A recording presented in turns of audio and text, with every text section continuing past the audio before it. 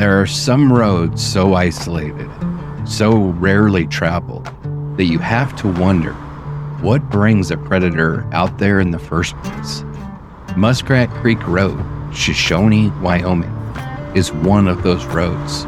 It's the kind of place you only end up if you're looking for something, or if you're trying to hide something. In March of 1983, a Fremont County worker was clearing an ice dam off that remote oil-filled cut road when they made a discovery no one should ever have to see. A young woman, nude, violated, dumped like garbage, partially buried under a collapsed bank. That woman was Janelle Johnson. Janelle had just turned 23. Born in Montana, she'd moved to Wyoming to build something. She had ambition. She had a job at the bowling alley in Riverton. She had dreams of modeling and had traveled to Denver for a meeting with Vannoy Talent Center. She was going somewhere, but on the way home, somewhere between Denver and Riverton, she vanished. She was last seen at a truck stop in Sinclair around 9 p.m. on February the 17th. By March 1st, she was dead. Beaten, sexually assaulted in the most violent, dehumanizing way imaginable, both by her killer and by an instrument they brought with them. Bite marks scarred her shoulder. She had no clothes, no jewelry, no dignity left, thanks to a predator with no conscience. And let's be clear, whoever did this was prepared. This wasn't a crime of passion. This was a crime of opportunity, control, cruelty. This case isn't just cold. It's practically buried, just like Janelle was. And frankly, that is unacceptable. It's been over 40 years. 40 years since someone drove that remote stretch of road, got out of their vehicle, and left behind a young woman who had her whole life ahead of her. And we're supposed to move on? Not on this show, and not today. If you know anything about what happened to Janelle Johnson, contact the National Organization of Parents of Murdered Children at 513-721-5683 or by email at natlpomc@pomc.org. Reference her case when you do, because someone knows, and until they speak up, we'll keep dragging these cases into the light, one reckoning at a time. Angela, how's it going tonight? It's going. How are you? I'm good. Good. I have no complaints. None? No, none. Can't even come up with any? I mean, I can always complain about the asshats and shitheads running around in the world. This is true. People like we talk about on all of our shows, yeah, I can always bitch about them. But as far as my life, no, I got no complaints. Well, that's good to hear. So, some cases feel personal. And not because we knew the victim, but because we know the terrain, the silence, the space, and how easy it is to disappear between two small towns with nothing but sky and sagebrush in between. Janelle Johnson had just turned 23. She was ambitious, creative. She moved from Montana to Wyoming, worked hard, dreamed big, and one day in 1983, she was headed to Denver to chase one of those dreams for a modeling interview, but she never made it back to Riverton. A short while later, her body was found, nude, dumped near Muskrat Creek Road outside of Shoshoni. She'd been sexually assaulted, beaten, bitten, her clothes, her jewelry, gone. And that road, that wasn't just some side route. It was remote, industrial, used by oil-filled crews and county trucks. Whoever left her there knew it would be a while before anyone came looking. This is Dark Dialogue Rocky Mountain Reckoning, the show where we return to the crimes rooted deep in the dirt and the snow of the American West, the ones that never left the hearts of the people who lived through them. We investigate the stories buried under snowfall, fairy dust, and decades of unanswered questions. The ones whispered through cattle fences, past broken barbed wire, and across wind-lashed highways. Disappearance isn't always about getting lost. Sometimes someone's waiting. I'm Angela. And I'm John. In this episode, we follow Janelle's final journey, from a hopeful trip to Denver to the horror found at the end of a forgotten road. This is Model Dreams Monster Road. What happened to Janelle Johnson? And this is Dark Dialogue, Rocky Mountain Reckoning. Angela, I think that you have some location information for a couple of the places that we're visiting tonight, don't you? I do. And I have been to both of these places far too many times. Me too. So here we go. Our first stop is Riverton, Wyoming. Often called the Rendezvous City, has rich history rooted in its strategic location and diverse cultural influences. Situated in Fremont County at the confluence of the Big and Little Wind Rivers, Riverton was a natural gathering place long before its founding in 1904. Riverton was initially named Wadsworth after Indian agent H.G. Wadsworth, but was renamed Riverton due to its location near the conjunction of four rivers: the Big Wind, Little Wind, Popoja, and and Bighorn rivers. When I was little, I always called the Popoaggie. Everybody, Always. little Popoaggie, but it's Popoja. It was officially incorporated in 1906 on land surrendered from the Wind River Indian Reservation following a federal land office establishment. In 1830 and 1838, mountain men rendezvous brought legendary figures like Jim Bridger, Kit Carson, and Jedediah Smith to trade with Native Americans and missionaries. The 1838 rendezvous site, still on its original ground, is celebrated annually with reenactments. And it is finally time for the census comparison in this episode. Same as with our last episodes, John has asked me to note the census records around the time of the occurrence we are reporting. So the earliest record I found was for 1910, with a reported 483 residents. In 1980, the time frame pertinent to our story, Riverton had grown to 9,562 people, with 10,682 Rivertonians reported during the 2020 census. You know, I have people in my office asking what the demonym for everything is now. I'll never remember that word. I'm going to always ask you, what is that word? Yeah. Well, they ask me what the word is. Then they ask me what the demonym is for places.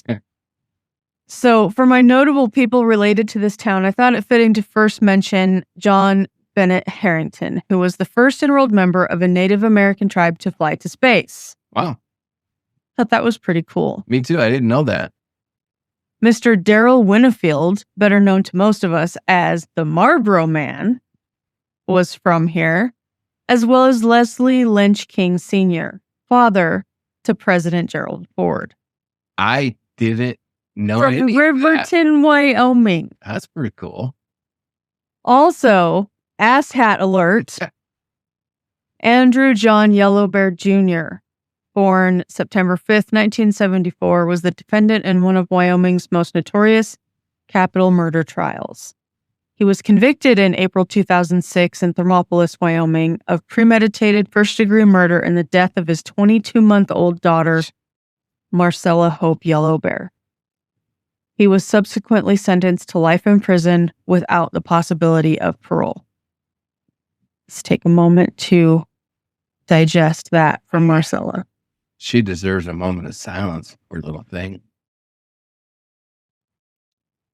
So also, who in Wyoming thinks of Riverton without thinking of the Wind River Casino? I never think. You never think of it? No. Their tagline is where the winners play. And every time I drive through with my brother, he wants to know where the losers play. I mean, all my time in Riverton predated the casino. So I never think of the casino. We usually go once a year. Really? Yeah. I have set foot in the place once in my life, and I was using the bathroom. Well, in case you want to find it again, let me tell you about it. Located approximately 2 miles south of Riverton, the Wind River Casino is proudly owned by the Northern Arapaho tribe. Wind River Hotel and Casino offers thrilling entertainment, gaming, and dining experiences. Explore over 700 state-of-the-art gaming machines, from slots and video reels to Keno and video poker, or dive into action-packed table games. Take the excitement further with our sports book and the ultimate sports betting experience.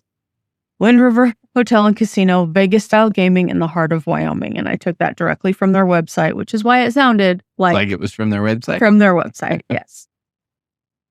So then from Riverton, which is odd because in our neck of the woods, to get to Riverton, you go through Shoshoni. So we're going from Riverton back to Shoshoni. So I don't know if my co-host agrees here, but to most folks in our area, Shoshoni, Wyoming is just a fork in the road on the way to either Casper or Riverton. Ever since they closed the malt shop, it is. Back when they had the malt shop, it was more than that. It's just a fork in the road. It's a gas station and a fork in the road to me. They had the best malts in the history of the world. I've been through there so many times, and I have never, to my recollection, I had never. It's gone now, but they were amazing. I'm sorry. Me too. I know people like the ice cream in Farson too, but I've also known far too many people to become ill, so I will not be partaking in that. I don't think there's anything to be ill about, but I never really understood it either, because it's just like Wilcoxon's or... Yeah, it's the same thing you can get at Albertsons if you just drive up there. Yep. So we took the right turn and went to Riverton earlier, but now I'll feed you a little information about this little Wyoming town, and it is very little information. Well, it's a very little town. Yeah, if we can still call it a town. I think it is. I think it is too. Yeah. It was founded in 1904 by the Pioneer Townsite Company and was named for the Shoshone Indian tribe. The town was platted as a railroad stop strategically located at the intersection of trade routes, now U.S. Routes 20 and 26, known as the Yellowstone Highway. By 1905, Shoshone became a tent city with a population of about 2,000. Driven by the opening of Wind River Reservation lands, mineral exploration at nearby Copper Mountain, and irrigation projects. Early businesses, including the Elkhorn Hotel built in 1905, operated out of tents due to a lack of building materials. In 1907 and 1908, fires destroyed much of the town's wooden structures, leading to reconstruction with brick and stone buildings. This period saw Shoshone boast 23 saloons, 2 banks, a mercantile, a lumberyard, and other businesses, making it a bustling frontier hub. So I'm wondering, I know you're about to tell us, but is this going to be like the first town that has gone down in population over the years? Well, yes. The town census records for 1910 boasted 604 people, whereas about 1983, when this story takes place, there was about 879 residents reported. That was booming in the 80s. Yeah. It has since taken a population hit to a reported 471 people in the 2020 census. Maybe 5 years ago, it's probably a little different now, but it might be less even still. Yeah, there's not very many people that live there, but I think that's the first town we've covered that's gone down, isn't it? Some of them have gone down, but not as drastically as that. Oh, that was cut like in half. In half, yeah. Oh. Shoshone is the birthplace of Charles Henry King, who is the grandfather of President Gerald Ford. So his grandfather was born in Shoshone, his father was born in Riverton, as well as actress Isabel Jewell, known for her roles in Gone with the Wind and Lost Horizon. Wow, super interesting. And those are the things that I have for you, and I taught you some things, so I feel pretty good about myself. And what is unique about President Gerald Ford? Why would you ask? Because you decided to get smart with me? Well, I've gotten smart with you before. That's never happened. President Gerald Ford is the only president in our history that was never elected. Do tell. So Gerald Ford took over after Nixon resigned. So he was Nixon's vice president. And so he became president just because Nixon resigned and he didn't run for re-election. So he was never elected. So there you go. There you have it. All right. And I shall shut my trap for a while.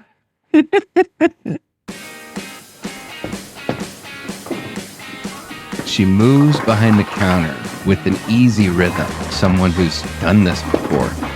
Tucking a strand of hair behind her ear as she grabs a pair of number 7s and slides them across to the guy in the denim jacket. A smile, quick, confident. A pencil scribbles across the back of a napkin. Mileage, bus fare, checklists. Denver's only a few days away now. The modeling interview at Vannoy Talent Center has her buzzing. She's got her outfit picked, her directions printed from the gas station. A roommate back in Riverton already promised to hold the fort till she gets back. It's all coming together. She grabs her rag, wipes down the plastic scoring table near lane 5, then glances at the clock. Just past 9. She's thinking about her double shift tomorrow.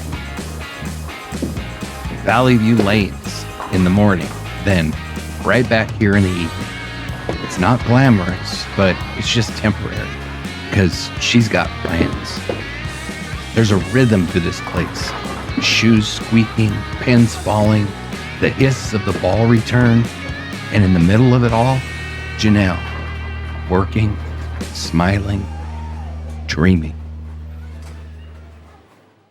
So Janelle Johnson was born February 16th, 1960 in Glasgow, Montana. And she's the third oldest sister in a large blended family with 2 younger sisters, 3 brothers, 4 stepbrothers, and 1 stepsister. So I couldn't find any specific names or, That's a lot going on. That's a lot going. Couldn't find really a lot about the family dynamics or any really about her childhood or anything like that. But she was raised in Glasgow, which is a small rural community. Couldn't find much about her education or childhood activities, really anything about her childhood at all. But she was noted as being ambitious, and she was pursuing a modeling career, which led her to relocate from Montana to Riverton.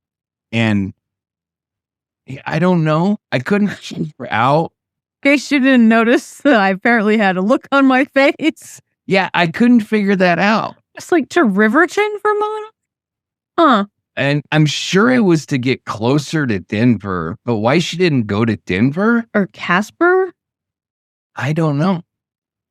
Riverton is not the place you think. No.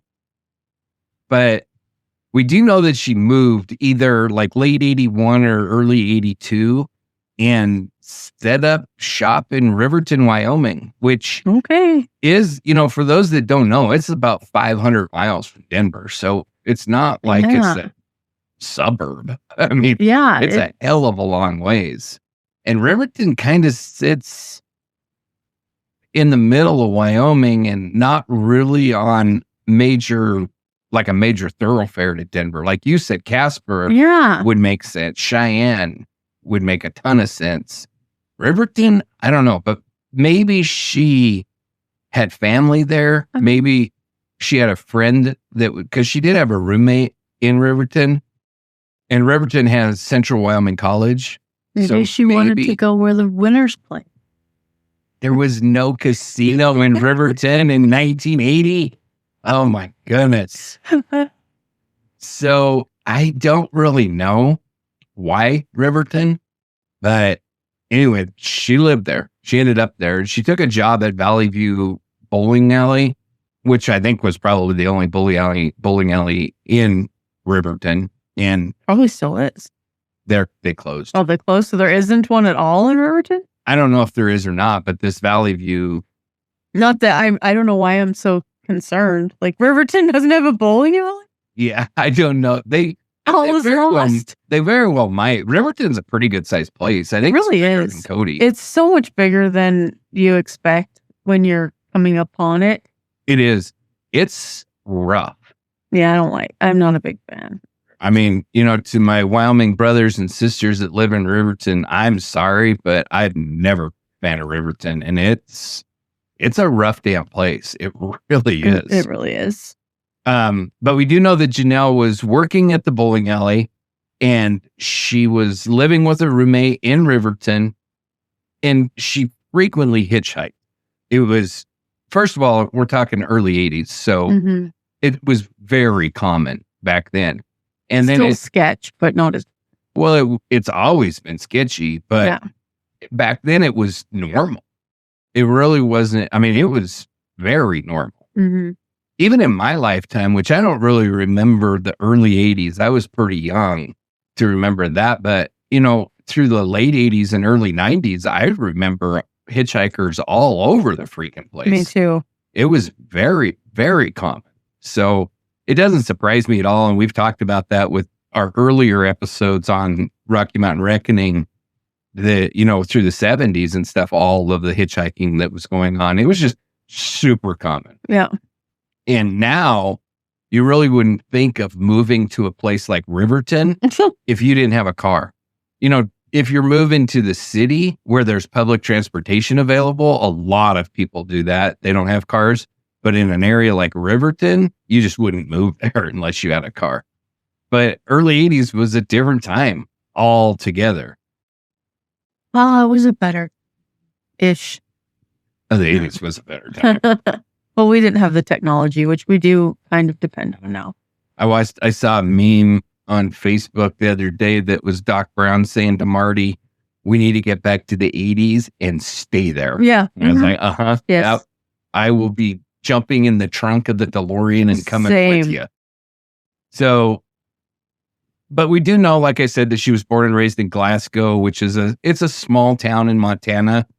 And then she decided that she wanted to pursue modeling. And Janelle was a beautiful woman. She really was. So I think she would have been successful in modeling. She had that look that would have been sought after in the early 80s Need to look for a model. And she had actually completed modeling school. And she actually went to the same modeling school that my sister went through, which I think was interesting. Barbizal, I'm pretty sure was the name of it. Barbizal modeling. And they, teach them, I don't know, all the modeling crap. I didn't take the classes. I don't know what they teach them, but I'm assuming like how you walk, how you stand, how you, look like a model. Grace, how you carry yourself. All that different stuff. Yeah. And so from what I understand, after she finished her like little modeling school or whatever, she made a connection with an outfit that was in Denver, and looking into it, it looks like it was, it was started by one guy, but it seems like it was pretty large modeling talent agency, whatever it was. Through those times, it's gone now as well, but that was named Vannoy Talent Agency. And she had got an interview set up with them. And so she was going to head down to Denver for that interview. And so, her modeling career was in the very early stages. I couldn't find any documented like contracts or any completed jobs. I don't think that she had actually worked as a model yet. She was just getting started. And so this would have been a big break for her to have this talent agency book a interview with her. So I'm sure that she was freaking over the moon about this. The modeling industry in general in the early 80s was shifting from the 1970s glamour to more diverse commercial work with a high demand for print ads, catalogs, magazines. I mean, if you grew up during that period of time, I think it really was the heyday of modeling through the 80s because, they had models on everything, and everything we did was print back then. You got magazines and, billboards. And so it was really the heyday for modeling. And institutions like Barbizon, the one that I mentioned, and there was another one called John Casablanca's, which offered training in runway techniques, posing, portfolio development, and it would cost back then roughly $500 to $2,000 to do this program. So now in today's money, that would run between $1,500 and $6,000. But it offered rural people an opportunity to get into modeling. And as funny as it is, it was really a ticket out for a lot of both young men and women. There are a lot of who became very successful models and even actors and actresses that moved out of the modeling industry into the acting industry in the 1980s that came from little podunk freaking nowhere towns, So, there was a lot of that back in that period of time where these people would come from these little podunk towns and then find success through modeling, Yeah. And so, and you've talked about that in a lot of your location descriptions and stuff where these super famous people come out of nowhere. Place. And I'm not entirely... nobody knows. Yeah, I'm not entirely sure who the woman was that you said was in like Gone with the Wind. Yeah. But Gone with the Wind was big. So, yeah. Huge. Yeah. Why was it so big? I don't know. It was the first movie made in color. Was it? Yeah. Yep. Made it 1936. I feel like this is trivia night that Angela is failing. Well, my brain is full of a bunch of useless Dark dialogue trivia so night. Fill your brain with more useful shit than that. The trivia filing cabinet has been jammed and I can't get it open and haven't been able to get it open for a while. Is that the problem? That's the problem. Send WD-40 and a crowbar. So, when my sister went through the Barbizon program, they actually would meet in Casper and do it at a motel in Casper. But with Janelle, it was Denver. And even for my sister, which would have been early 90s, she had to go to Denver for like the final whatever deal. Denver, those major metropolitan areas were really the epicenter for the modeling industry. So it's not at all surprising that in order for her to be able to book an interview with a talent agency, she was going to have to travel to a place like Denver in order to get in with somebody like that. Her interview was scheduled with Vannoy Talent Center on February 16th or 17th of 1983. And so she began planning her trip, and her 23rd birthday would have been February the 16th. And then she decided that she was going to hitchhike to Denver and then hitchhike home. And like we talked about, that was super common back then. So, she took off and hitchhiked down there. She called her roommate and let her know that she made it safely and everything went well. So her interview then was on February the 17th. And that seemed to go really well too. She left Denver around 5:30 p.m. and headed back to Riverton, again, hitchhiking. And she was last seen, and this one is confusing to me, and it might just be because, well, maybe for a couple of reasons. No, actually, it does make sense. I'm just trying to think in my brain. If I was driving from Denver to Riverton, would I be going through Sinclair? But actually, when I stop and think about it, you'd probably go through Muddy Gap and up that way, which would take you through Sinclair instead of up through Casper and around. It would have been a faster way to go. So it does make sense when you stop and think about it. We're used to traveling to Casper and then turning to Shoshoni and coming up north to where we're at. So it would have, I guess, made sense to go through Sinclair if they were going the Muddy Gap route. And so she was last seen at that truck stop in Sinclair. And I don't know what the hell it is about Sinclair, freaking Podunk, Wyoming, with a population of nothing. Stop. Where it continues to pop up in these cases. But if you remember right, that's where two of the bodies were found after the Rollins rodeo murders was out around Sinclair. It's just weird, because it's tiny, it's nothing, and it's a truck stop. And it's on I-80, which is the shittiest interstate in this country, if you ask my opinion. I hate interstate.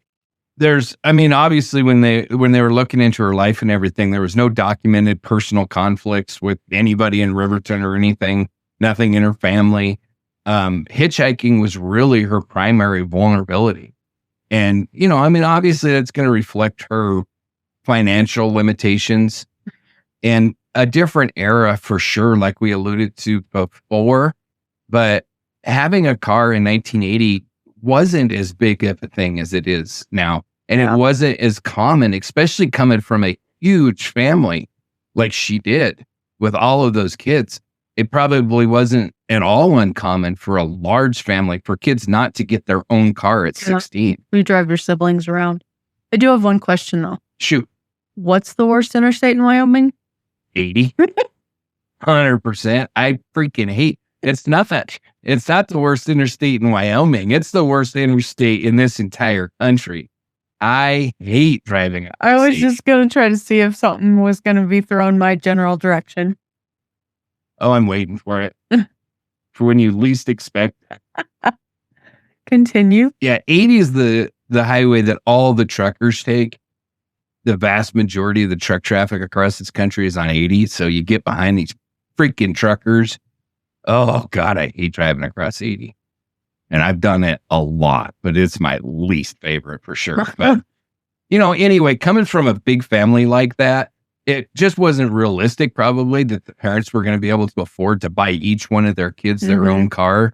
And it's something that we do now without ever even thinking about it. But in the 80s, it really wasn't done that much. I like growing up in my family, like my older sisters, they had one car that they shared between the two of them. Each one of them didn't have their own car, which is, similar to what we're talking about here. Maybe they had the one car that all the different siblings that were of driving age could drive. But when she decided to leave home and head off to chase her dreams, she did it can't without take a car. Yeah. Right. So whatever the reason, we know that she didn't have one. And so she was hitchhiking, which again was just way more acceptable in 1980.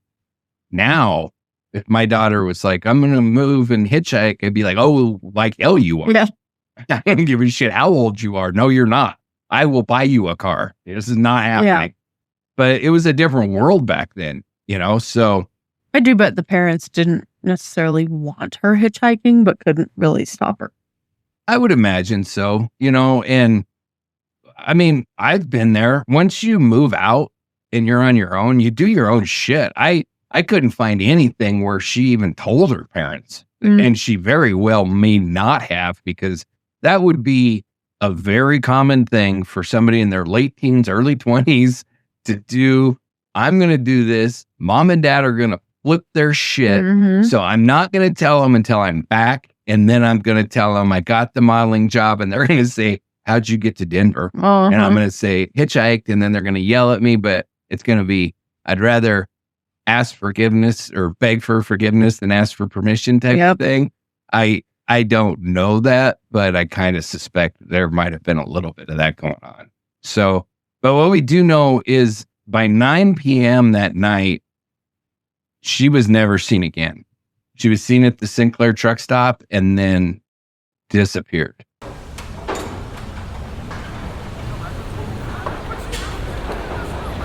So she steps onto the cracked sidewalk outside Union Station. February, cold, biting at her coat sleeves. But her stride doesn't break.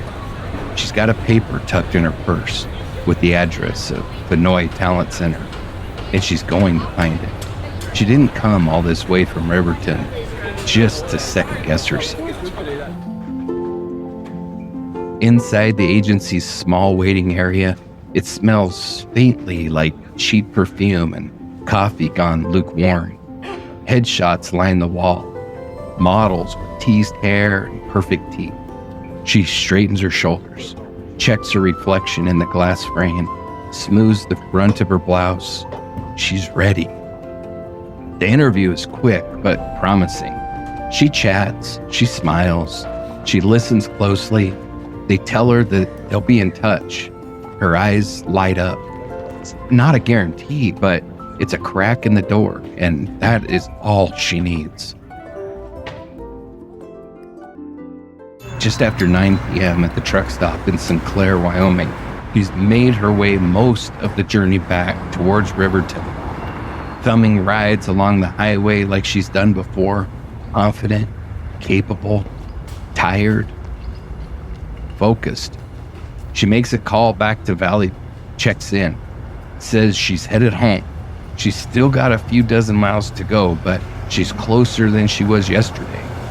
She adjusts her coat, tightens the strap on her purse, and waits for her next ride. We do know that 5 days after her sighting at the Sinclair truck stop, her friends are freaking out. Obviously, the family's freaking out. Her roommates have let the family know that, she never made it home. Family's freaking out. Friends are freaking out. And they finally file a missing persons report with the Riverton Police Department. And the details from that report were that she was described as a 23-year-old woman who was last seen at the Sinclair truck stop, traveling from Denver to Riverton. She was likely wearing casual clothing that was suitable for that kind of travel, probably jeans and a shirt, but nothing specific was documented because nobody saw her before. Her friends didn't see her that morning. So just going by her regular. What she, her roommate may have known the clothes that she took and could have guessed maybe what she would have been wearing, but we don't know for sure what she was wearing. But her roommate did note the call from Denver saying that she had made it on time, and then nothing after February 17th. So Riverton police began inquiries focusing on her last known location in Sinclair, but no immediate leads emerged. Truck stops with transient populations, especially in the early 80s, this is before we had CCTV cameras all over the freaking place. They were nowhere, especially not going to be at a truck stop in Sinclair, Wyoming, of all places. Yeah. And the investigation was limited, like all the cases we've talked about in this series so far, by the forensic capabilities of that day in these rural areas. And so it was minimal. There wasn't a whole lot that they could do. She was just gone. And then on March 1st, 1983, her body was found on Muskrat Creek Road near Shoshoni, which you kind of talked about. Right. Shoshoni's roughly 30 miles from Riverton. And her body was discovered by county workers who were removing an ice block from a storm drain, which had eroded the shallow grave. So she had been buried. And then the water rushing past her had kind of uncovered her. And that's how they were able to find her. Like in the storm drain, or just like in the ditch kind of beside it. I don't know for sure, but kind of what I think happened is she was buried near it, and then the ice backed up, which caused the water to flow around and wash out an area a little bit farther away from the creek. Okay. And then when they were there trying to get that ice block moved out of there, that's when they discovered her body. And she had been raped and murdered.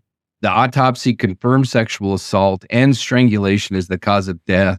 And there were bite marks that were found on one shoulder, and an impression was taken for maybe potential suspect comparison. Yeah. There were also seminal fluids recovered from her body. And obviously that was believed to have been from the perpetrator.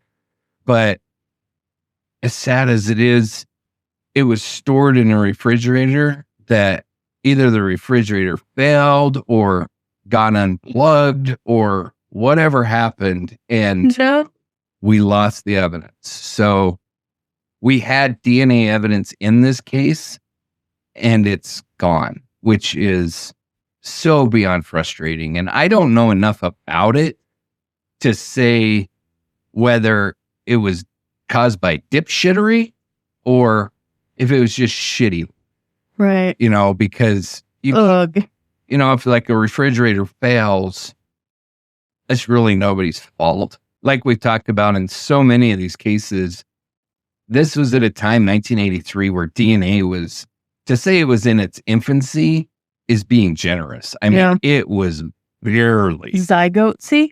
Yeah. And, you know, like small departments like Riverton, Wyoming, for instance, it wouldn't have even been on their radar in 1983.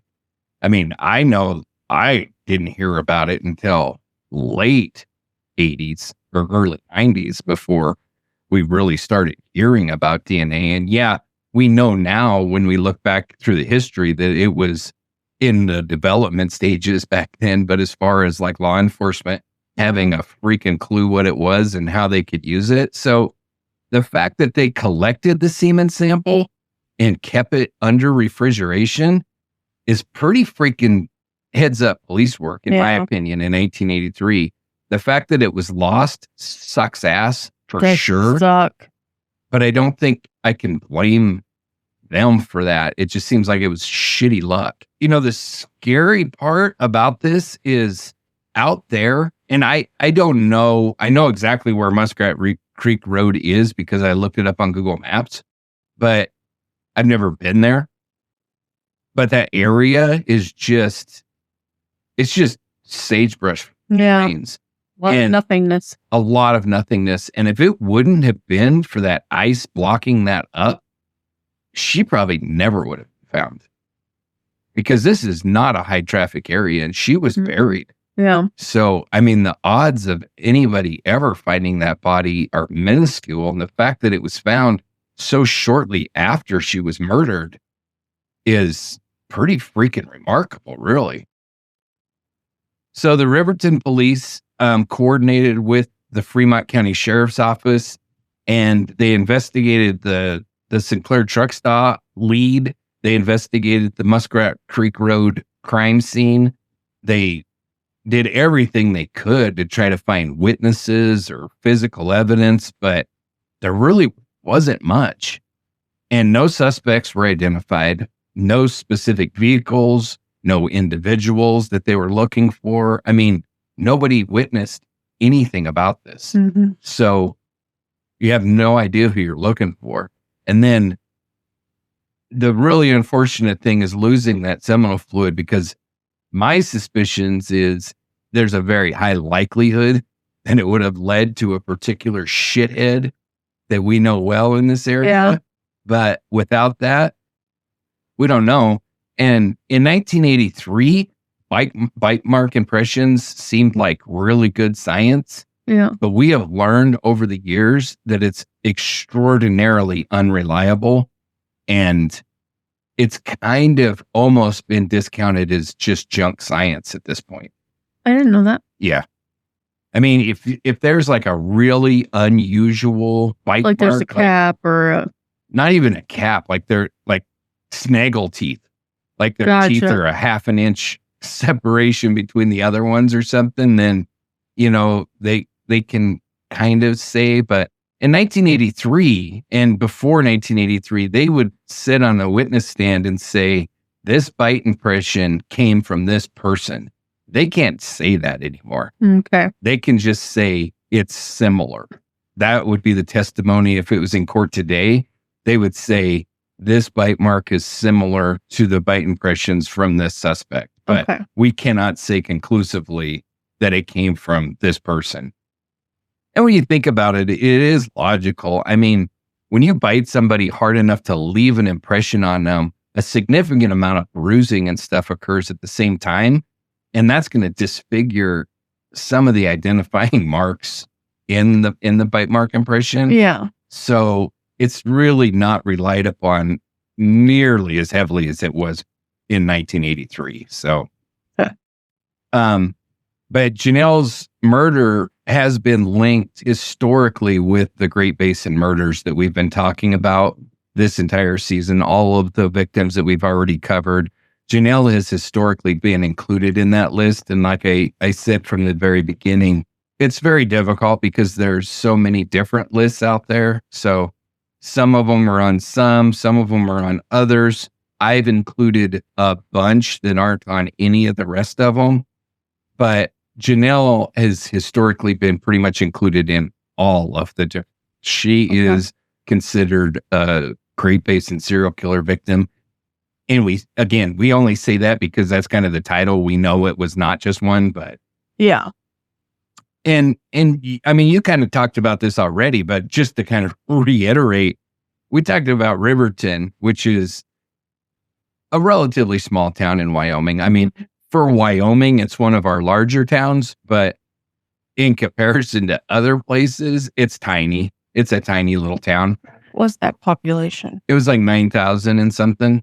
Then we're just a little bit higher because we're 10,028 past that sign every day. Yeah. And, I don't know. I mean, I've always considered Riverton to be about the same size as us. But when you're comparing it to other places, it's relatively small. So you have a pretty small police force. Fremont County Sheriff's Office is pretty much in the same boat as all of these rural sheriff's offices that we talk about. They have a huge area to cover and not a lot of officers to do that. And then with the timing, you're just limited because it's 1983 and there's just not a whole hell of a lot that can be done. Did you have something you were going to add on population? Well, no, I was looking up the actual physical size comparison. Okay, they are. The population comparison as of the 2025 estimates, Riverton is 11,085 with 10.34 square miles of land area. Cody is 10,370, so we've gone up even still, with 10.24 square miles of land area. Okay. So they're just a tiny bit bigger. Just a tiny bit. But then you add to that. Does not feel that way, though. It always has to me. I've always thought Riverton was bigger. But, and then, not maybe included. It's so congested and worse. Maybe. Not included in that, though, too, is the college population, which isn't included in the population totals, but adds significant population to an area. Yeah. Even though Central Wyoming College is a relatively small college, it still has, it's added quite a few people to but irregardless, it's a relatively small town, but then you're talking about the crime scene being in Shoshoni, Wyoming, which population 3 and a cow. Well, I mean, the funny thing of it is Shoshoni parks an empty cop car on the road so people slow down. Mm-hmm. I mean, I'm not saying they don't have a cop there because they do have, but I think it's one, and the poor guy can't work 24/7. So they park that cop car on the road so that people slow down. Just to make you think. And then obviously Wyoming Highway Patrol patrols it, but it's a tiny force. It was bigger. It was about twice the size in 1980. So maybe they had 2 cops. I don't know, but it's a tiny. You have Riverton that's tiny. You have Wyoming, essentially the entire state population-wise is tiny. And then you have this crime occurring in a very, very tiny little town. So it makes investigation a lot more difficult, obviously. It's early morning on a remote oil-filled road outside of Shoshoni. The kind of stretch that doesn't see much traffic. Just county trucks and rig crews punching time cards into the frozen ground. 2 county workers stop their plow beside a ridge of compacted snow, blocking part of Muskrat Creek Road. They step out, shovels in hand, ready to break through the last stubborn ice jam of the season. Something slides loose, soft, wrong. They stop. One steps forward. His boots crunch through the brittle crust as he leans over the edge of the drift.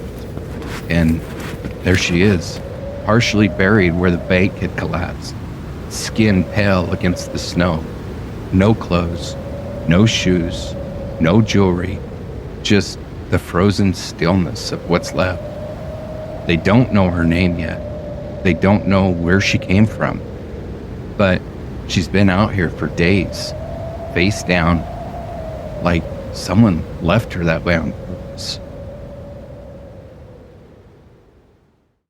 So the investigation into Janelle's murder and that critical refrigerator failure really compromised it. And so it's an unsolved case. I mean, it's an unsolved case that is unbelievably cold.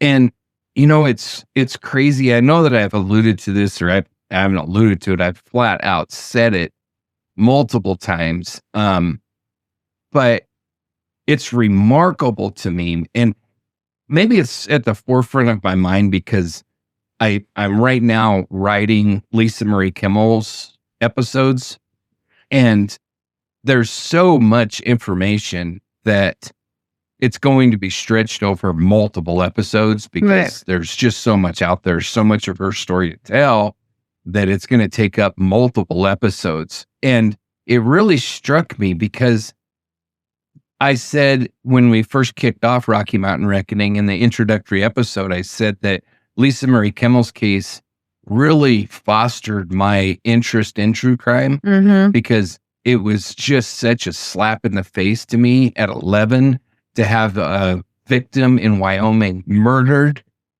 And it's crazy to me how, because that was huge. I remember it. And like we said, and we'll talk about in her episode, Unsolved Mysteries did an episode which was huge to actually be on Unsolved Mysteries. And then what strikes me is not just Janelle's case, Belinda Mae Grantham's we talked about, the Rollins Rodeo murders, but those ones were before I was born. But this cluster of women and around between 1980 and 1983, we're talking about Janelle Johnson this week. We talked about Belinda Mae Grantham. We have another one that we'll be talking about. I never heard shit about these. Yeah. It's crazy. Go. Yeah. And you've got, and don't get me wrong, Lisa Marie Kimmel deserves 100% of the publicity that she got, that her story got, and her family, like her mom wrote a book about it and everything. And I think that helped a lot, but it's just remarkable. And I know that when we're talking about like the murdered and missing Indigenous women, and I know that minority groups feel like a lot of the times, like a white woman's case is showcased and a Black woman's case is not showcased and stuff. And while I agree that that does happen, I don't think it's a racial thing. I think that it's because we're talking about a white young woman in this case. Nobody's heard of this. I grew up in Wyoming. I never heard about this case. We talked about another white woman in Belinda Mae Grantham last week. I can't even find a picture of her. I don't even know what she looks like. And I don't know. I don't think that it's a race thing. It's just the majority of victims don't matter for whatever reason that is. I can't put my finger on it, but it seems like it's a fact.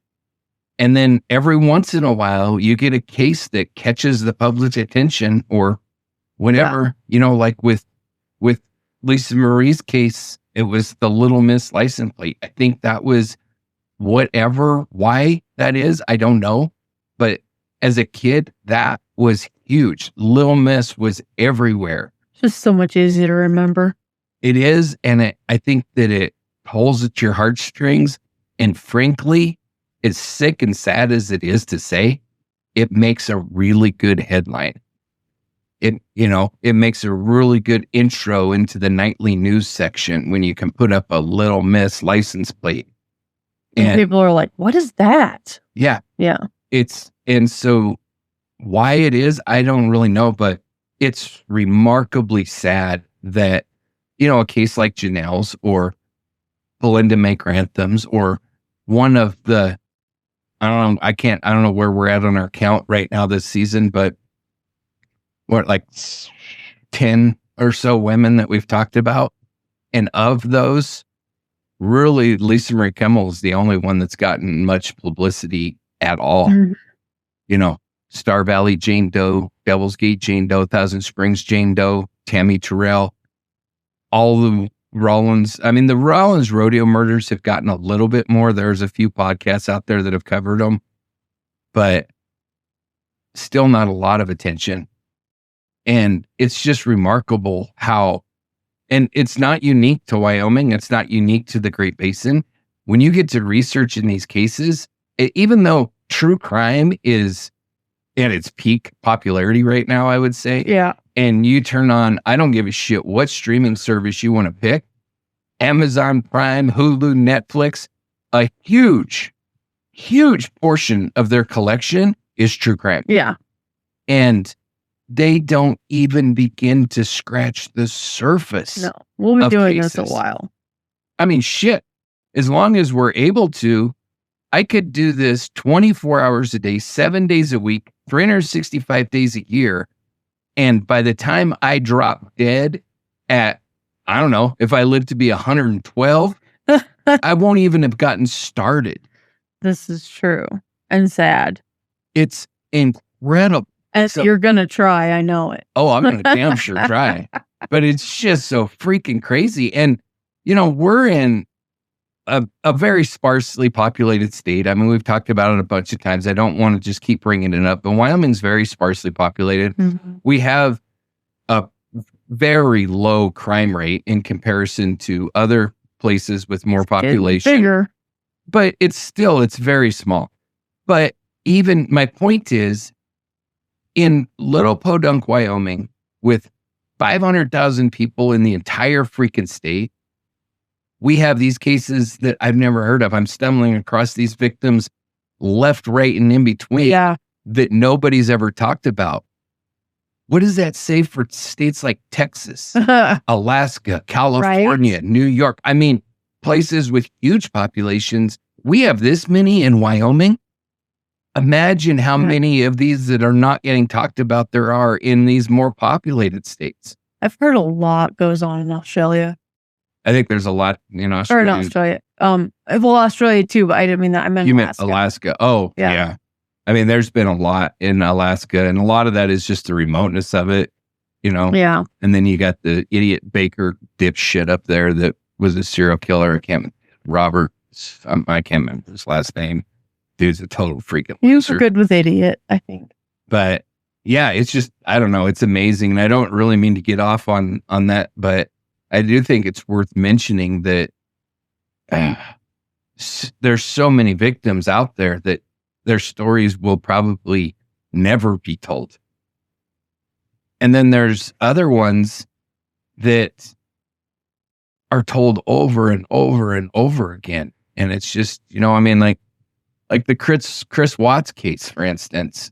I mean, maybe we'll cover that someday. I don't know, but I don't know that we will, because you can't, of all those streaming platforms I just said, Amazon, Hulu, Netflix, there's a Chris Watts special on every one of them. Or two or four. Yeah.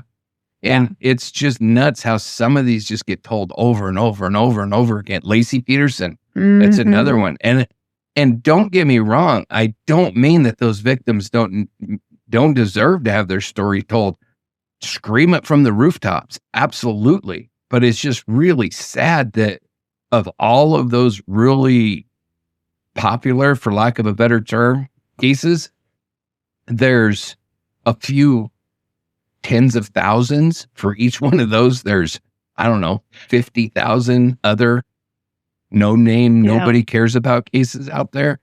It's just remarkable, and it's sad, and it really freaking sucks. And then when you get to cases, of course, Janelle's is this way, but when you're talking about cases like our Jane Doe's and everything, a lot of these cases, you have the family that is just driving it and just keeping it in the spotlight and making sure that it's always in the headlines. But when we don't even know who their family is, there's nobody. That sucks. It's really sad. With Janelle's case, the sad reality of it is there's virtually no evidence. After losing that semen sample, there's no evidence. And the bite mark could potentially be evidence if we were able to find a suspect that we could maybe compare it to. Maybe they could make something out of it. But unlike DNA and unlike fingerprints, there isn't a bite mark registry that they can, submit it to. There probably should be now. There probably should be all kinds of registries, but there isn't. So unless somebody is arrested and suspected, and the sad part of it is that's very unlikely in this case. Mm-hmm. I mean, we're talking 1983, almost 50 years ago. Ew. Yeah, it is. No. So the case does remain an open case, but there's nobody that's really working it. And as much as that I will jump all over law enforcement and drag them through the mud for their mistakes and stuff like that, I don't really see any in this case. When I first read about the refrigerator thing, my first instinct was like, you dipshits. Uh-huh. But really, it was just more frustration than anger towards them, because I don't really think it was their fault, like I said. And I've said this before, I said it in one of our previous episodes not too long ago, that, it doesn't necessarily mean that the department doesn't care about these cold cases if they're not working them. What it really comes down to is, what are they going to do? There's no witnesses to talk to. This one is extremely hard, at least in some of these cold cases. When the cold case unit or whatever pulls the case file down and they start looking and there's a list of witnesses that were interviewed, at least they can go back and talk to those witnesses and see if they remember anything else. There's nothing in Janelle's case. Sad part is she was last seen in a truck stop in Sinclair. So yeah, anybody that could have potentially been a witness to that probably got in their truck and finished their trip to California. I forgot about it. Well, they probably didn't even know. Yeah. They probably didn't even know that the girl they saw at the truck stop ended up dead. They just saw a girl at a truck stop and then said hi or whatever, filled their truck up, got back on the interstate and continued on their way. And they never even knew that she ever ended up missing. So we have no witnesses that we can go back to. And we know that the biggest thing that breaks cold cases in this day and age is DNA. Mm-hmm. It's gone. We don't have it. So the sad reality is I just don't have a lot of hope that this case is It's not good. Sad. Not at all. There's a stretch of land between Shoshoni and Manita where the roads narrow. The neighbors disappear. And the sky feels just a little too big. Out here, the rules bend. Time slows. People mind their own business, or else. This is isolation by design, and it's where some men thrive. Behind the wheel of a dented old truck sits a man who knows these roads too well. He's used them to hunt, to hide, and to vanish. His property is cluttered with rusted cars, scattered debris, and secrets buried deeper than the foundations. His name comes up again and again, not because he's confessed, not because the police ever nailed it for it, but because everything about him fits. Because Dale Wayne Eaton isn't just a name in a file. He's a living, breathing reminder that Wyoming had its own brand of evil.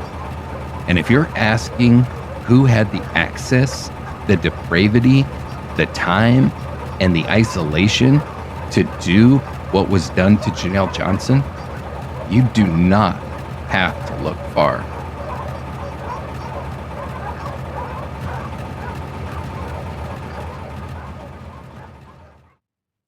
So, yeah, we got to talk about this ship raid yet again.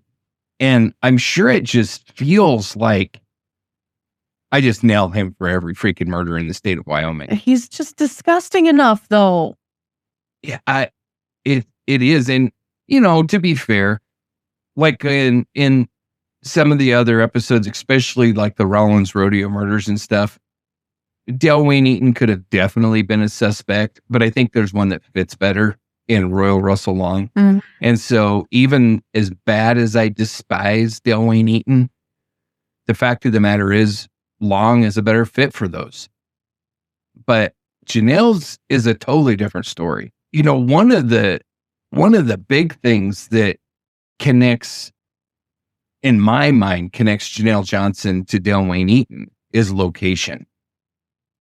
When you're talking about picking up a hitchhiker in Sinclair, Wyoming, and her body being found in Shoshoni, Wyoming, you really almost have to eliminate truckers from that equation, because unless they're on a dedicated route that they're running to Riverton, Shoshoni, Wyoming is not on a trucking route to anywhere. Yeah. It's considerably off the interstate.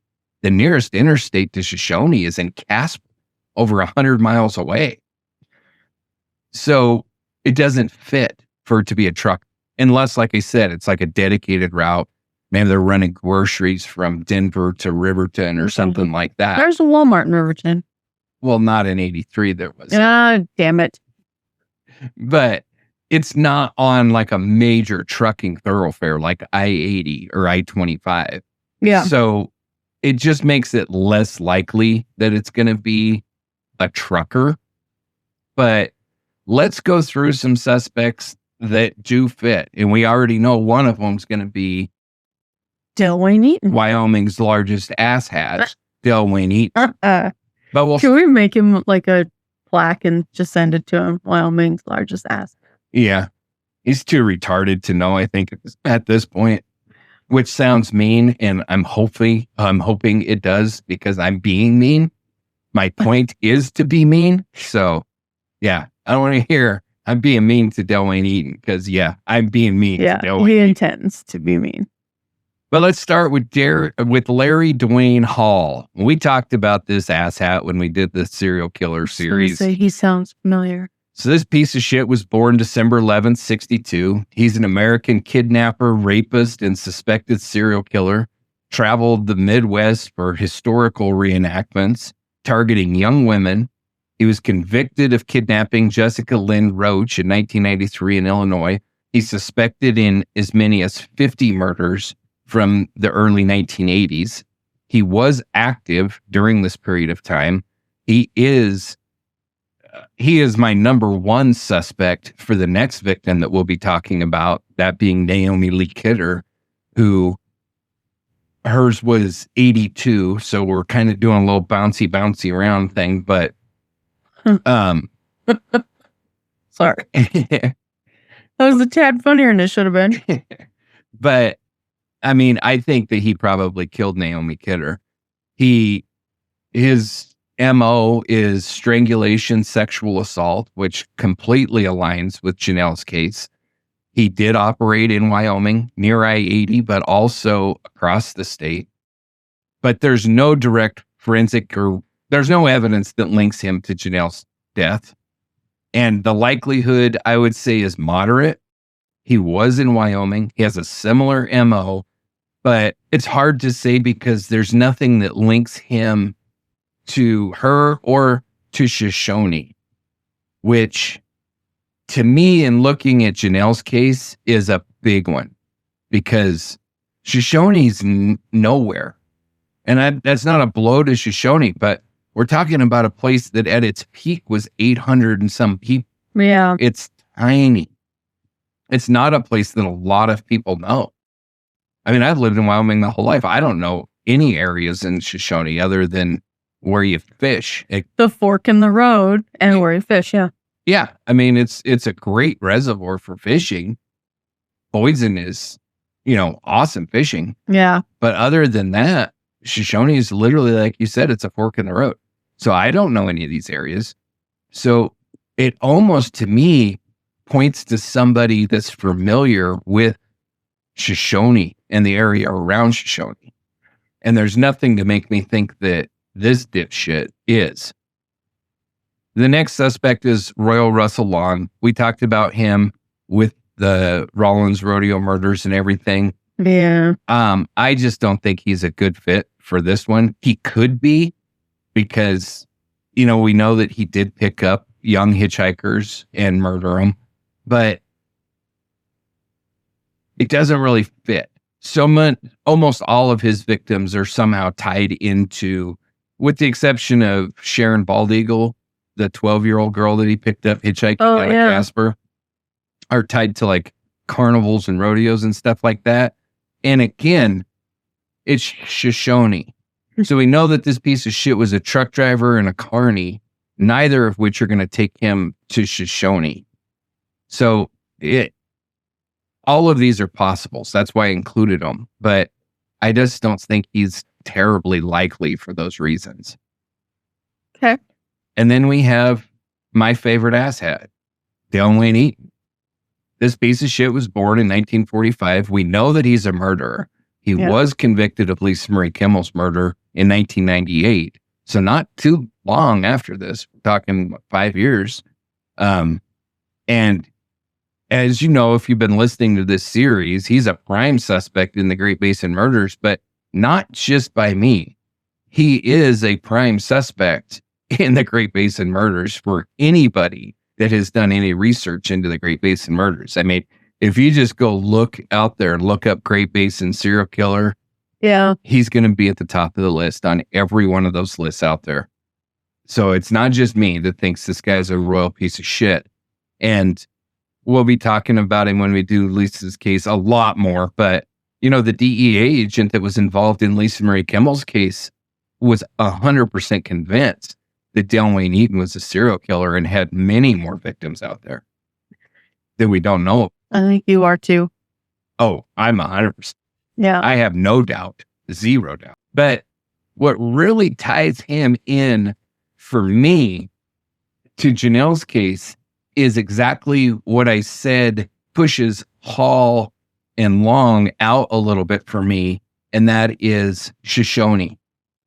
Because Wayne Eaton lived in Manita, and if you're not from Wyoming, these town names don't mean shit. But I think, and I'm just going off of memory, I should have looked it up, but I want to say that Manita is about 20 miles from Shoshoni, and there's absolutely nothing. There's nothing in Manita. There's not much more in Shoshoni, but Wayne Eaton worked as an oil field welder. So he would have been very familiar with roads that service oil fields. He probably would have taken this road multiple times during his work in the oil fields. And just living in Manita, I realized that there's like 20 miles in between Manita and Shoshoni, but there's nothing else there. And so living in Manita definitely would mean that he would be familiar with the Shoshoni area. He probably went to Shoshoni on a regular basis. Shoshoni would have been his nearest place to get gas because there's no gas in Shoshoni. I don't know if Highland would have been selling gas in 83 or not. There's a little gas station in Highland that has kind of gone in and out. Sometimes they've, over the course of years, sometimes it's been open and is gas. Other times it hasn't been. So during this period, I don't know if Highland would have been an option, but to run to a store, although Shoshoni has no grocery store or anything, they do have, like a convenience store. Yeah, it's a larger one. It is now. Back then, it was a wee market, which I don't know if you remember the wee markets, but the one in Shoshoni was a lot smaller than it is now and was a little wee market. But it was a convenience store. It was a convenience store in the early 80s. It would have been a place where you could have ran up and got, some chips or, whatever from a convenience store. It would have been a place where you could get oil for your vehicle. You could have fueled up with gas. So it would have been a location that Wayne Eaton would have gone to frequently. And it also would have been the only bar around him. Mm-hmm. There's nothing in Manita. There's nothing in Highland. Yeah, I'm trying to find it. Trying to find what? Manita and Casper. But my fingers typing on this thing are too big and I have to keep going back. Oh, I get it. I'm pretty sure it's about 20 miles from Manita to Shoshoni. My point is it would have put him in Shoshoni on a regular basis. I have no doubt about that whatsoever. I think it would have even been closer for him to go to Riverton to do grocery shopping and stuff than it would have been to go to Casper, although it would have been pretty damn close to halfway. I think it still would have been faster and closer to go to Riverton. So he was probably driving through Shoshoni on a very regular basis. And that coupled with what we know he does, and that is rape and kill his victim. 22 miles. 22 miles from Anita to Shoshoni. Yeah, it's like throwing a rock. Yeah. And so he would have been in Shoshoni frequently. It matches his MO. So for me, with Janelle's murder, it's not just because he's an absolute shithead that I despise with every fiber of my being. I couldn't tell. There's also a reasoning behind it because he fits. And then Robert Ben Rhoades, I'm not really going to spend much time on him. He doesn't really fit because he really wasn't working in this area at that time. And, you can go through the whole list. I did the whole serial killers series for a very specific reason. And that was because I wanted to discuss all the shitheads that were working in the Great Basin area during this time. And so, you could grab any one of them and say they're a potential suspect, and they are. But like Ted Bundy, for instance, could have he? Actually, I don't think he could have, because I think he was in prison by 83. So that was a bad pick. But Robert Ben Rhoades, could he have been? Well, he could have been, but it doesn't really fit. It doesn't really fit his MO, because he liked to keep them for extended periods in his torture chamber sleeper cab. And then he just basically pulled over and kicked them out of the truck. Clark Berry Baldwin, same way. Just kind of kicked them out of the truck. Now, saying that they don't match, but somehow Wayne Eaton does, because his one victim we know he killed and then threw in the river, I got to apply the same thing to him. Janelle Johnson is not a perfect fit to the way that he left Lisa Marie Kimmel. Yeah. If we believe that Lisa Marie Kimmel was his only victim, then maybe he's not a good match for Janelle. However, I can't. He's the only. She's the only victim. If you believe that he's very likely suspect for the Elko County Jane Does that we talked about earlier in this series, then they were left in very similar ways to Janelle Johnson. I mean, we know that she was buried. We know that she was under the dirt. Mm-hmm. Whether she was actually buried or whether she was covered up from a previous rainstorm or something, I don't know. I know that she was partially buried, but that can happen naturally, or they can be actively buried. So I don't know. And I know that we don't know, but can't you tell if they're actively buried versus? Well, but potentially they could have been able to. But the problem with Janelle's case is the water washed away enough that it exposed her. So it's probably very difficult to tell anything about the way that she was buried by that. So good and bad. One, it allowed her to be found. Two, it almost certainly washed away evidence. Definitely, yeah. So, but my point is, it could be Wayne Eaton. Maybe it's not, but he is by far the closest fit of all of the suspects that we've talked about for Janelle's case.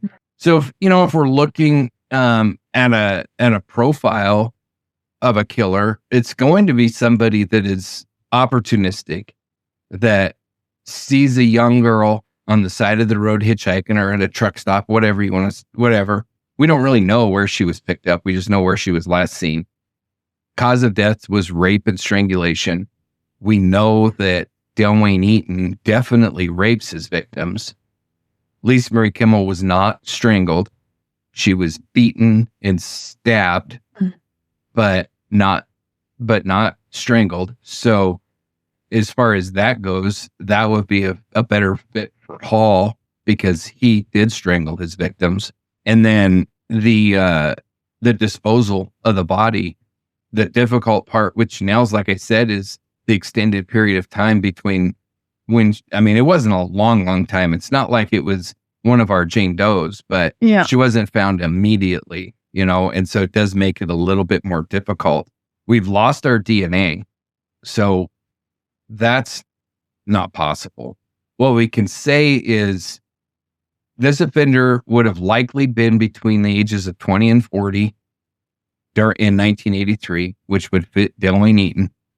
And it really would fit all of those that I listed, although I'm throwing Robert Ben Rhoades out. I'm not even considering him because it doesn't fit. I don't think it's likely at all for him. But as far as Hall and Long go, they all fit this. So does Eaton.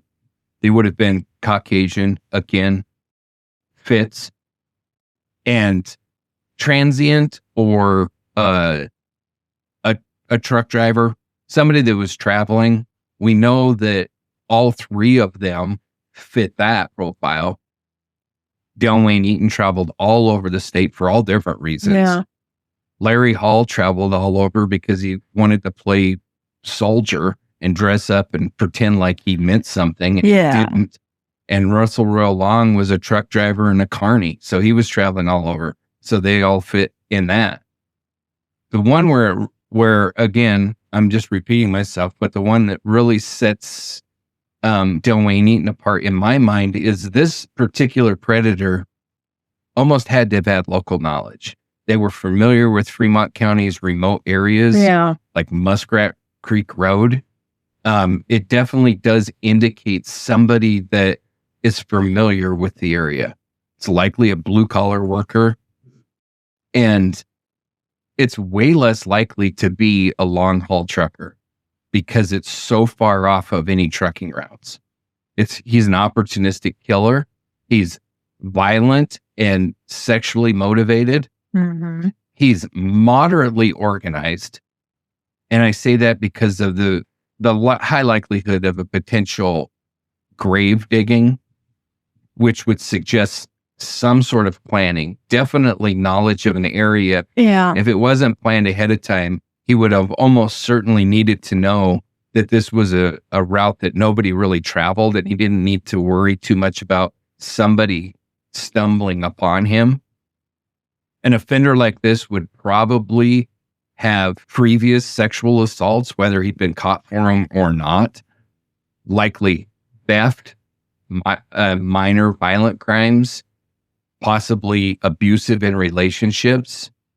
And, this definitely ties into our greater Great Basin murders in all of those different areas. An offender like this would likely exhibit antisocial personality disorder. They'd be impulsive, have an absolute lack of empathy, and probably would have thrill-seeking behavior. Likely a sexual sadist, and I say that because of the bite marks and the prolonged sexual assault, which does align with both Eaton and Rhoades, but Rhoades is out because he doesn't fit anywhere else. This is about power and control. The strangulation and the rape reflect dominance, which is a common motivation for sexually driven offenders. And it's a fantasy fulfillment. The bite marks indicate some ritualistic or some fetish part of this. We know that there would have been some sort of a trigger likely in this person's life.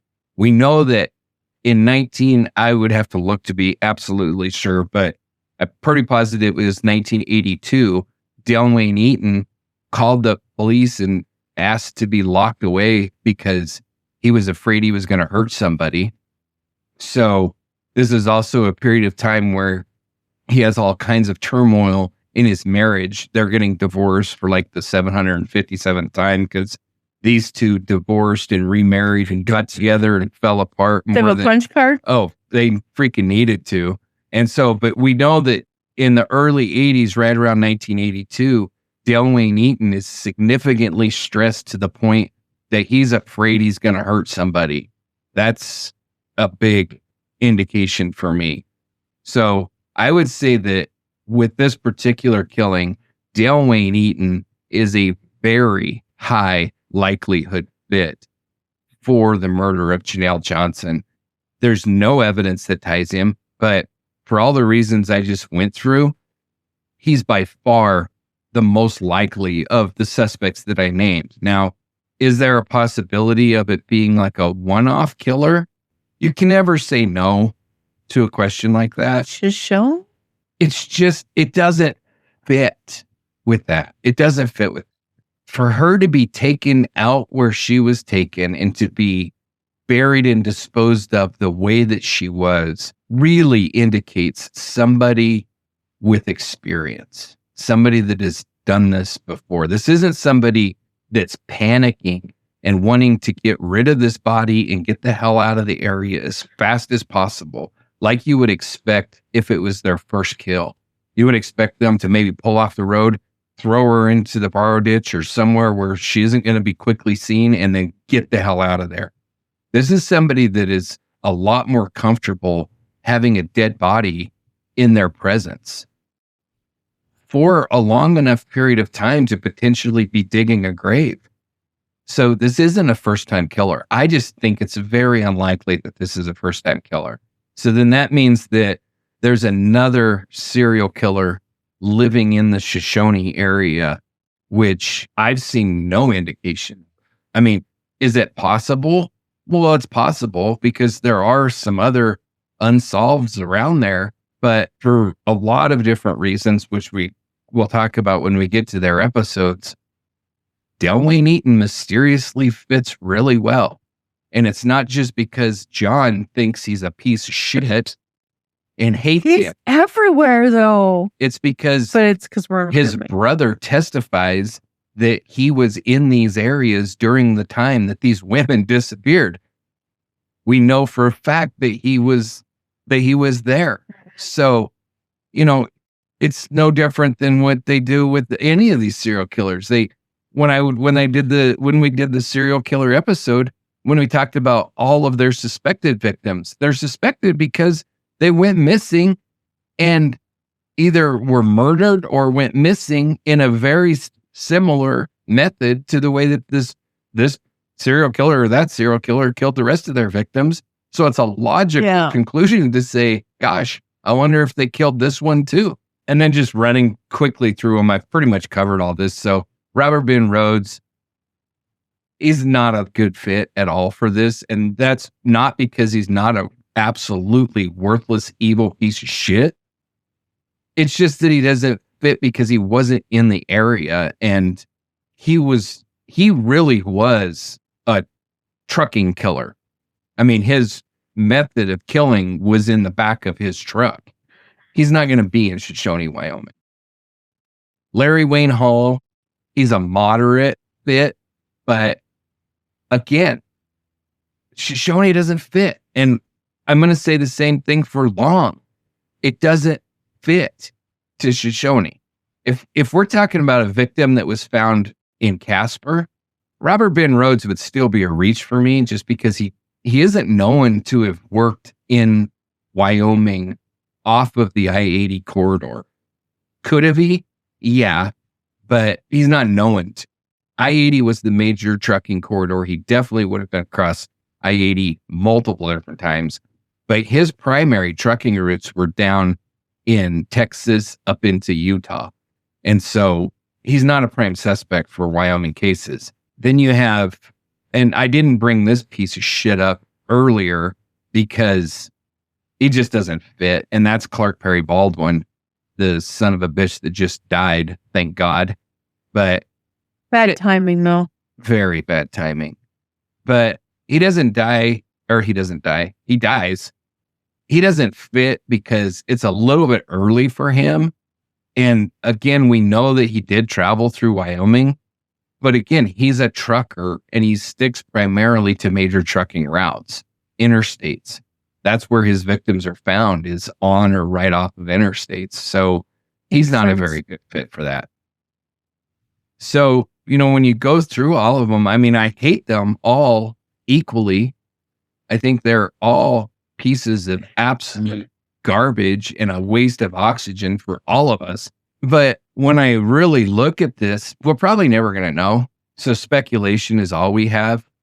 It's really sad. I mean, you talk about these cases and you talk about them with a hope that one day we're going to solve them.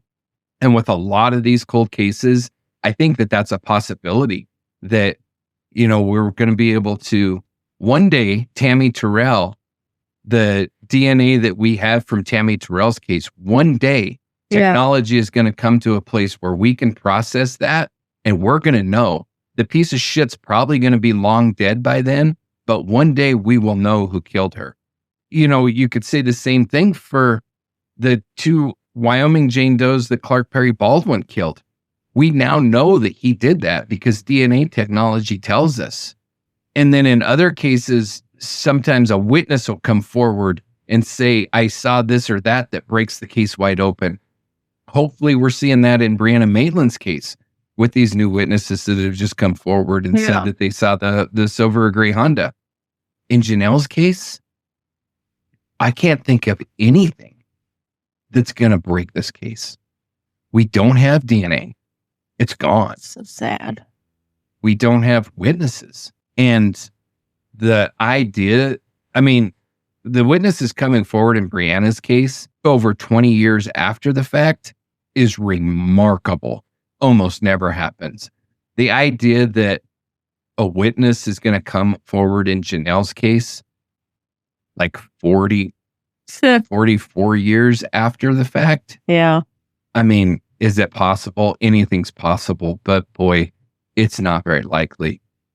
It is sad as hell, but the reality is we're probably never going to know for sure. So I'm comfortable saying, in my mind, I believe Wayne Eaton is Janelle's killer because it means shit.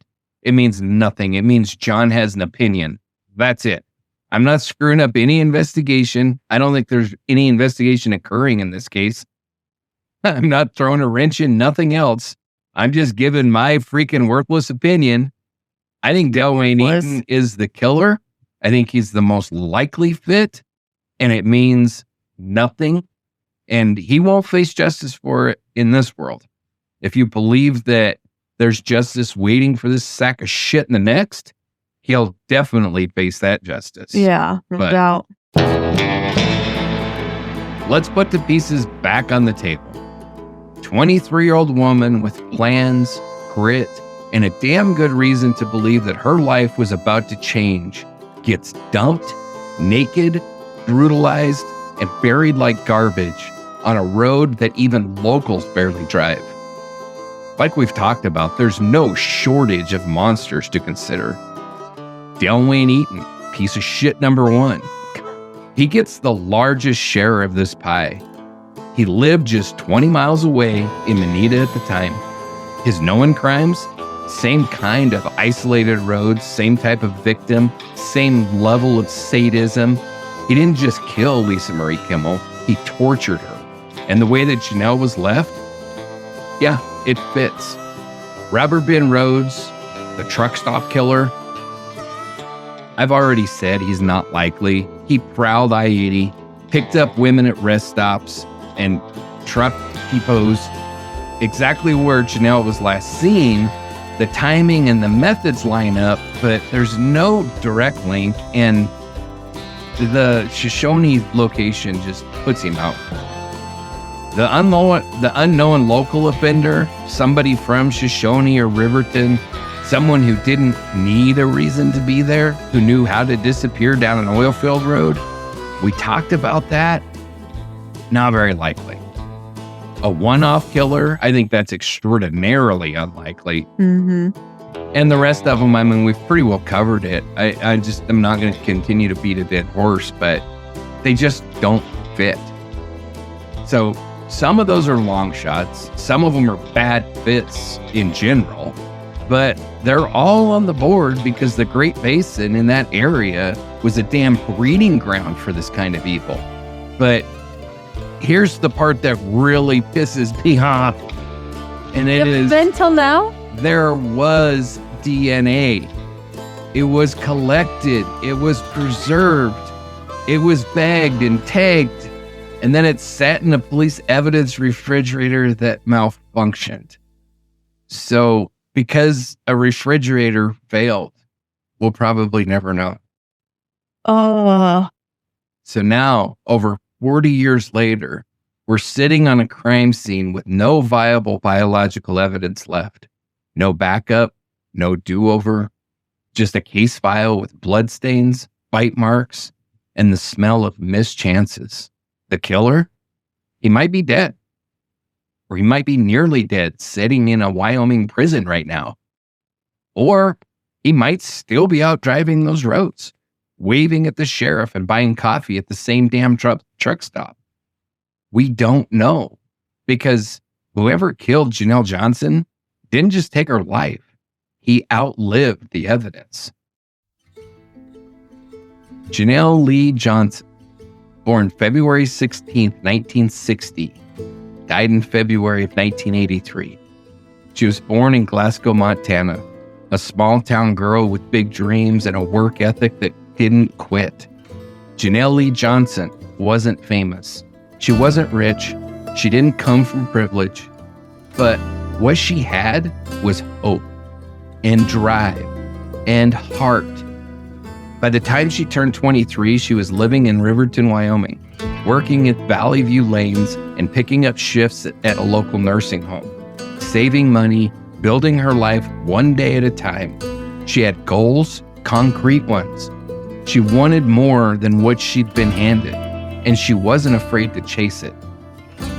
She made the trip to Denver on her own, not because it was easy, not because she was careless, but because she had ambition, because she believed that maybe, just maybe, she could do something different with her life, be someone different. She was last heard from after calling her roommate and workplace to check in. She had every intention of making it back. She had people waiting for her. She had a life that she was returning to. But someone else had other plans. What was done to her, what was taken from her, goes beyond the physical brutality. It was a theft of a future, a silencing of a voice, a destruction of potential. And for what? Who knows? There is no justice yet. No arrests, no charges, just cold case reports, failed evidence storage, and the cruel passage of time. But through it all, Janelle's name remains. She was a daughter, a friend, a co-worker, a dreamer, and she is not forgotten. She rests now in Highland Cemetery in Glasgow, Montana, the place where her story began and where her memory endures. One tribute left in her honor reads, quote, "In memory of our precious daughter and sister, our hearts still ache in sadness and secret tears still flow," end quote. She was loved. She still is. And as long as we speak her name, as long as we keep demanding answers, as long as we keep telling her story, she lives on. This is for Janelle and for every young woman whose dreams ended on a road no one was supposed to travel. Another name, another woman stolen from her life, her family, and her future. And another case buried under decades of silence, lost evidence, and apathy. Janelle Johnson deserved better. Better than hitchhiking in a world that failed to protect her. Better than being discarded on a desolate oil-filled road. Better than being a cold case in a state where justice is too often outpaced by time. if you knew Janelle, if you remember that night in Sinclair or anything about her route from Denver back to Riverton, we are still listening. Someone knows something, and it's never too late to come forward. You can contact the National Organization of Parents of Murdered Children at 513-721-5683 or email them at natlpomc@pomc.org. Be sure to reference her case. And if you want to support the work we're doing to uncover the truth, if you want to submit a tip that you want to remain anonymous, if you don't feel like you can call, send us an email at info@darkdialogue.com. We're also on Patreon, Coffee, and Substack. Every bit of support helps us keep the pressure on and the spotlight burning. And if you'd like to get directly involved in casework, research, or victim advocacy, check out the Adopt a Victim program, or for on-the-ground searches, the Dark Dialogue Collective. All the information can be found at darkdialogue.com. We're building a community dedicated to action. Don't forget to rate, review, and share this episode, because the more people who hear these stories, the harder they are to ignore. We'll be back next time with another name, another place, and another fight for the truth. Until then, make the guilty face the reckoning.